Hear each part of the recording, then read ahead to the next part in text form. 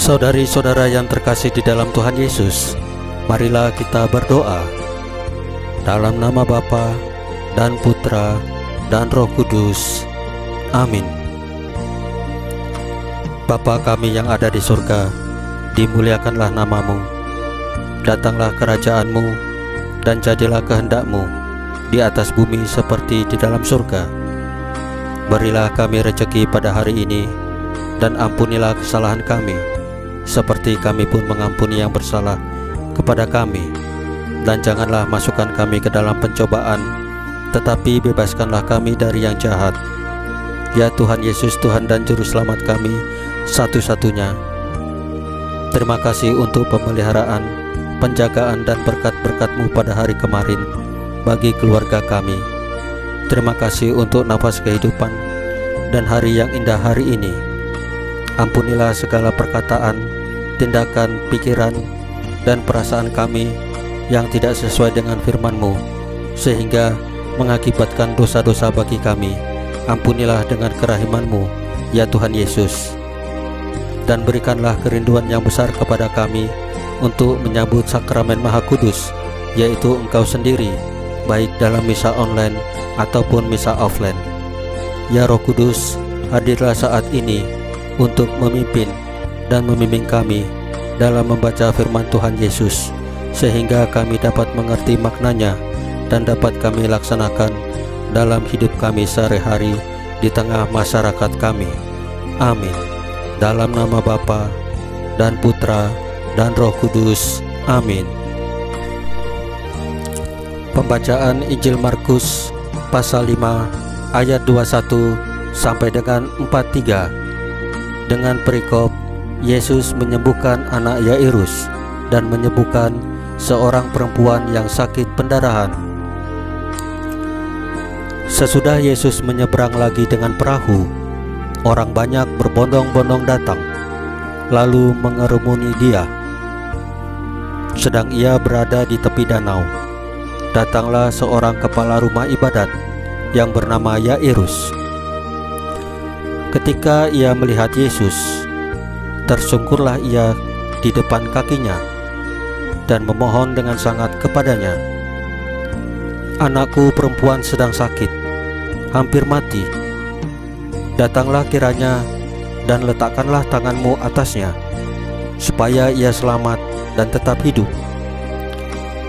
Lalu pergilah Yesus dengan orang itu. Orang banyak berbondong-bondong mengikuti Dia dan berdesak-desakan di dekatnya. Adalah di situ seorang perempuan yang sudah 12 tahun lamanya menderita pendarahan. Ia telah berulang-ulang diobati oleh berbagai tabib, sehingga telah dihabiskannya semua yang ada padanya. Namun sama sekali tidak ada faedahnya. Malah sebaliknya, keadaannya makin memburuk. Dia sudah mendengar berita-berita tentang Yesus. Maka di tengah-tengah orang banyak itu, ia mendekati Yesus dari belakang dan menjamah jubahnya. Sebab katanya, "Asal ku jamah saja jubahnya, aku akan sembuh." Seketika itu juga berhentilah pendarahannya, dan ia merasa bahwa badannya sudah sembuh dari penyakitnya. Pada ketika itu juga Yesus mengetahui bahwa ada tenaga yang keluar dari dirinya. Lalu ia berpaling di tengah orang banyak dan bertanya, "Siapa yang menjamah jubahku?" Murid-muridnya menjawab, "Engkau melihat bagaimana orang-orang ini berdesak-desakan dekatmu, dan engkau bertanya, 'Siapa yang menjamah aku?'"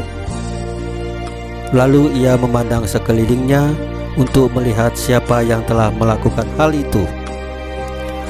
Perempuan itu yang menjadi takut dan gemetar ketika mengetahui apa yang telah terjadi atas dirinya, tampil dan tersungkur di depan Yesus, dan dengan tulus memberitahukan segala sesuatu kepadanya. Maka katanya kepada perempuan itu, "Hai anakku, imanmu telah menyelamatkan engkau. Pergilah dengan selamat dan sembuhlah dari penyakitmu." Ketika Yesus masih berbicara, datanglah orang dari keluarga kepala rumah ibadat itu dan berkata, "Anakmu sudah mati, apa perlunya lagi engkau menyusah-nyusahkan guru?" Tetapi Yesus tidak menghiraukan perkataan mereka dan berkata kepada kepala rumah ibadat, "Jangan takut, percaya saja." Lalu Yesus tidak memperbolehkan seorang pun ikut serta, kecuali Petrus, Yakobus, dan Yohanes saudara Yakobus. Mereka tiba di rumah kepala rumah ibadat, dan di sana dilihatnya orang-orang ribut, menangis, dan meratap dengan suara nyaring. Sesudah ia masuk, ia berkata kepada orang-orang itu, "Mengapa kamu ribut dan menangis? Anak ini tidak mati, tetapi tidur." Tetapi mereka menertawakan dia. Maka diusirnya semua orang itu, lalu dibawanya ayah dan ibu anak itu, dan mereka yang bersama-sama dengan dia masuk ke kamar anak itu. Lalu dipegangnya tangan anak itu, katanya, "Talitakum," yang berarti, "Hai anak, aku berkata kepadamu, bangunlah." Seketika itu juga anak itu bangkit berdiri dan berjalan, sebab umurnya sudah 12 tahun. Semua orang yang hadir sangat takjub. Dengan sangat ia berpesan kepada mereka supaya jangan seorang pun mengetahui hal itu. Lalu ia menyuruh mereka memberi anak itu makan. Saudari-saudara yang terkasih dalam Tuhan Yesus, Yairus dalam bacaan Injil dengan susah payah mencari cara bertemu Yesus dan memohon supaya anaknya yang sakit disembuhkan. Yesus sebagai kepala gereja, sebagai bapa bagi umatnya, tidak ingin bila ada umatnya sakit dan menderita. Ia berkata, "Hai anakku, imanmu telah menyelamatkan engkau. Pergilah dengan selamat dan sembuhlah dari penyakitmu." Menjadi orang tua merupakan sebuah panggilan. Namun, di dalam kenyataannya tidaklah mudah. Apalagi tidak ada sekolah khusus untuk mempersiapkan seseorang menjadi ayah atau ibu. Oleh sebab itu, marilah kita belajar dari Tuhan Yesus yang kasih-Nya senantiasa berlimpah atas kita, supaya anak-anak kita terpelihara oleh dan di dalam kasih serta sukacita Tuhan Yesus. Saudari-saudara yang terkasih dalam Tuhan Yesus, marilah kita berdoa sebelum membaca dan mengakhiri renungan hari ini. Dalam nama Bapa dan Putra dan Roh Kudus. Amin.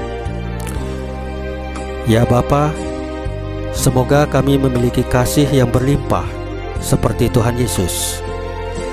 Salam Maria, penuh rahmat, Tuhan sertamu. Terpujilah engkau di antara wanita, dan terpujilah buah tubuhmu Yesus. Santa Maria Bunda Allah, doakanlah kami yang berdosa ini, sekarang dan waktu kami mati. Ya Tuhan Yesus, tambahkanlah iman kami hanya kepadamu saja, karena Engkau adalah Tuhan dan Juru Selamat kami, satu-satunya. Amin. Dalam nama Bapa dan Putra dan Roh Kudus. Amin. Saudari-saudara yang terkasih dalam Tuhan Yesus, bacaan firman dan renungan hari ini sudah selesai. Tuhan Yesus memberkati kita semua. Amin.